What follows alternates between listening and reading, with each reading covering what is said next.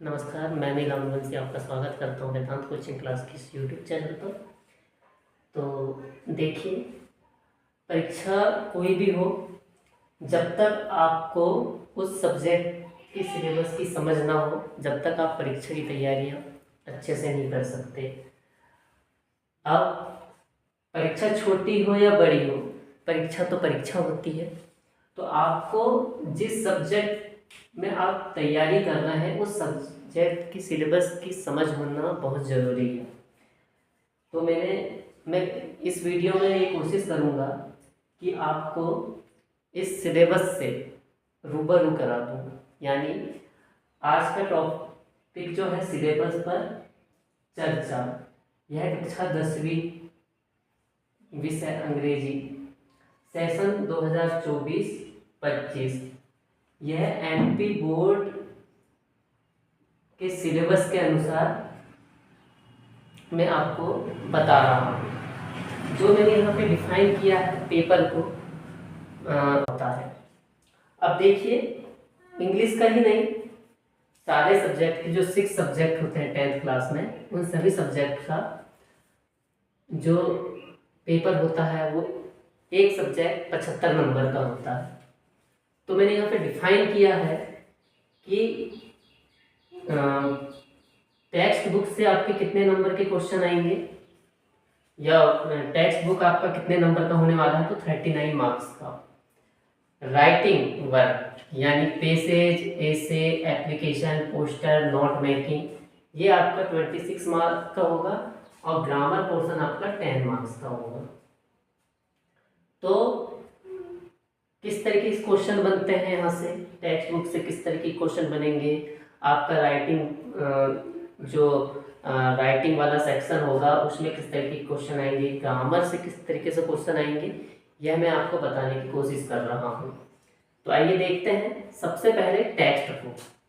जो आपकी text book होती है, इसमें 2 बुक्स हैं आपकी। एक बुक है आपकी फुटप्रिंट्स, चैप्टर का पैराग्राफ उठा के दे देता है। उसमें आपको एक नंबर के ऑब्जेक्टिव टाइप के क्वेश्चन आएंगे, तो आपको बुक रीड करना होता है।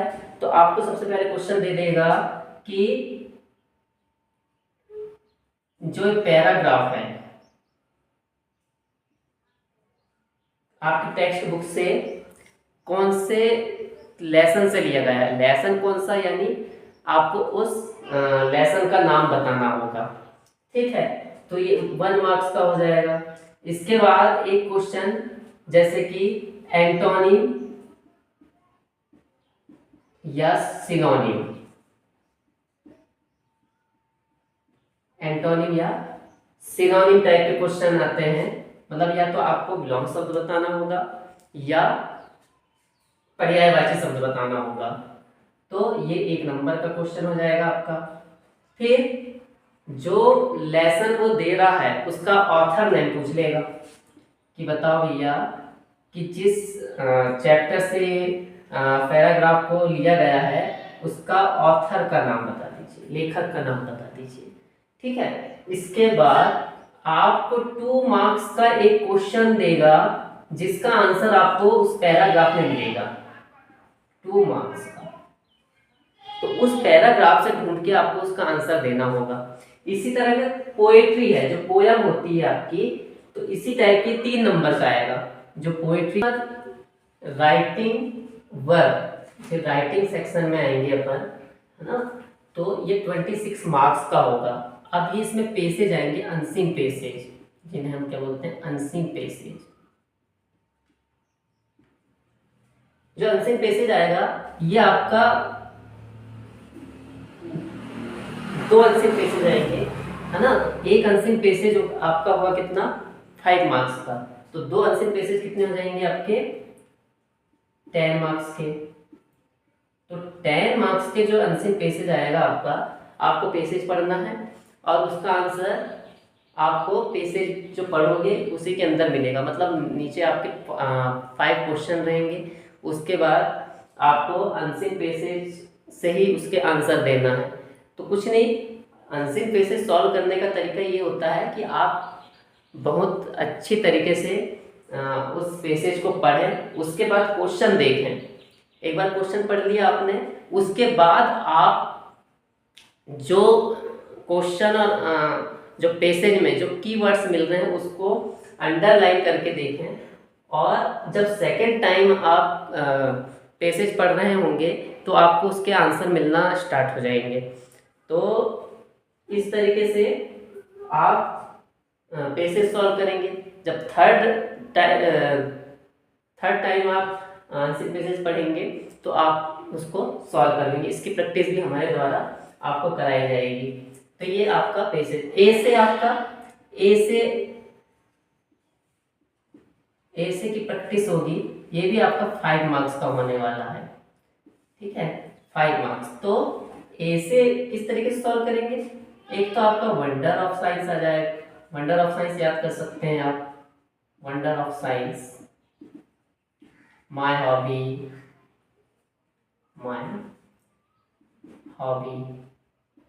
एक ऐसे आप याद कर सकते हो, द ग्रेट लीडर।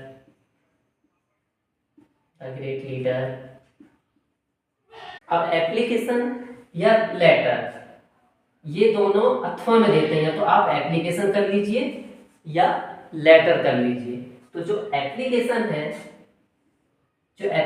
है या तो आपको 5 से 6 एप्लीकेशन ऐसी हैं, या तो 3 डेज लीव, एक एप्लीकेशन होती है आपकी ट्रांसफर सर्टिफिकेट या कैरेक्टर सर्टिफिकेट। मैं शॉर्ट में लिख रहा हूँ। टीसी का मतलब होता है ट्रांसफर सर्टिफिकेट और सीसी का मतलब होता है कैरेक्टर सर्टिफिकेट। इसके बाद आपकी जो एप्लीकेशन होती है स्कॉलरशिप,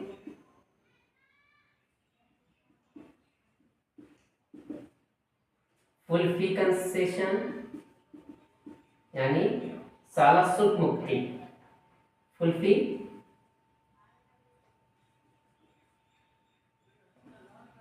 कंसेशन,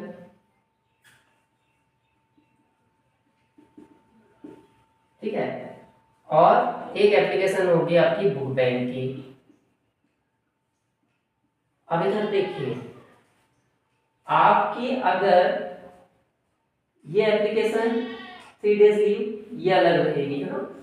यदि आपको आपकी टीसी और कैरेक्टर सर्टिफिकेट याद होगी, या तो आप टीसी की याद कर लें या सीसी की कर लें, तो आपको कोई एक एप्लीकेशन ही देखना होगा। अगर टीसी की याद होगी तो आपको कैरेक्टर सर्टिफिकेट वैसे ही बन जाएगी। इसके बाद इनमें से आपकी एक एप्लीकेशन कोई याद है तो आपकी तीनों एप्लीकेशन तैयार हो जाएगी। वो कैसे करवाना है वो हम बताएंगे आपको जब आपको हम पढ़ा रहे होंगे। इसके बाद ये 3 मार्क्स का आता है आपका, 3 मार्क्स का एक पोस्टर दे देगा आपको एग्जाम में, और उसमें कुछ सेंटेंस दिए रहेंगे। उसको आपको पोस्टर में जो डायग्राम बना होगा उसके अकॉर्डिंग आपको इसको सॉल्व करना होगा। इसकी प्रैक्टिस भी आपको इस इंस्टीट्यूट में कराई जाएगी। इसका नोट मेकिंग का मतलब होता है एक पैसेज दे देगा आपको, एक पैसेज दे देगा, ये होगा आपका 4 मार्क्स का। तो आपको एक पैसेज दे देगा, उसमें आपको लिखना होगा एक टाइटल देना होगा, है ना, जो एक नंबर का होगा। तो जब आप टाइटल दोगे तो पैसेज को जब पढ़ेंगे, जो भी आपको चीज़ें समझ में आ रही होगी कि टाइटल आपका ये हो सकता है, इससे रिलेटेड हो सकता है। कोशिश ये रहती है एग्जामिनर की कि वो सबसे पहले जो टाइटल फर्स्ट लाइन में ही देता है। तो फर्स्ट लाइन में आपका जो टाइटल होगा वो आप यहाँ पे लिख देंगे तो 1 मार्क्स का होगा। आप नोट मेकिंग समरी आजकल बंद कर दिया है, तो सिर्फ आपको टाइटल लेना है और नोट बनाना है।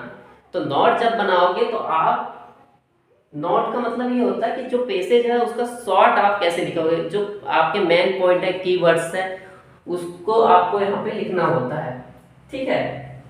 अब इसके बाद आता है आपका 10 मार्क्स का ग्रामर पोर्शन। तो ग्रामर के पढ़ने के लिए, ग्रामर तो यहाँ पे हम डिटेल में ही पढ़ाएंगे, और एमपी बोर्ड के अनुसार जो ग्रामर का सिलेबस दिया होता है उसको हम यहाँ पे बहुत अच्छे से कराने की कोशिश करेंगे। तो जो tense, voice, sentences, narration, clauses, modal verb, preposition, conjunction, है ना, बहुत सारी चीजें होती हैं, उसकी प्रैक्टिस एमसीक्यूज के साथ पहले हम आपको फुल जो चैप्टर है आपका, जैसे टेंस है, टेंस पूरे आपके 12 जो होते हैं, टेंस 3 प्रकार के होते हैं, लेकिन जब आप उसको चेंज करते हो, है ना, सिंपल टेंस, फिर इसके बाद आपका perfect tense, perfect continuous tense, इसमें चेंज करते हैं तो आपके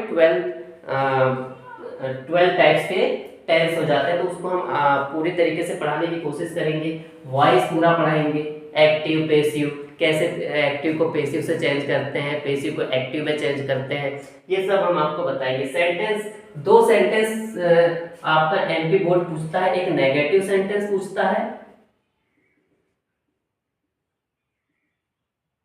एक नेगेटिव सेंटेंस पूछता है, और एक इंट्रोगेटिव पूछता है, इंट्रोगेटिव सेंटेंस।